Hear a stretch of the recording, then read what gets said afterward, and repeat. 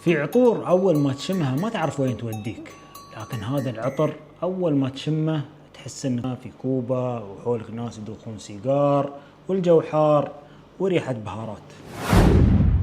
عطر دريس فان نوتن هافانا جولد نزل في سنة 2025 بتصميم العطار جوردي فرنانديز.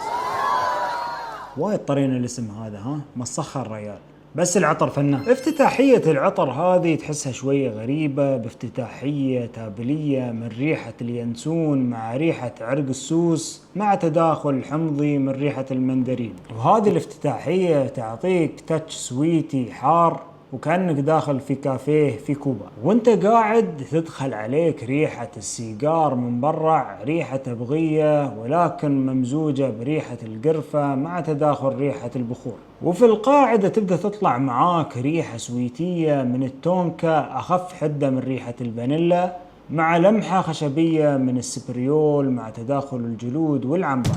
هذا العطر بيكون مناسب لأجواءنا الجاية، أجواء معتدلة وباردة نسبيا، وأشوفه مناسب للجنسين وما يمنع أن النساء يتعطرون منه لأن العطر جميل وفخم. وإذا تكلمنا عن الأداء فإن ثباته فوق 10 ساعات من تجربتي الشخصية، فوحانه من 2 إلى 2.5 ساعات على الراحات، وصدقوني إذا جربتوا العطر هذا ما بتندمون وبتشترونه على طول. اكتبوا لي في الكومنت إذا جربتوا عطر هافانا جولد من دريس فان نوتن أو جربتوا أي من عطور البراند، وخلونا نسولف دايما في الكومنتس، ومشكورين على المتابعة ومع السلامة.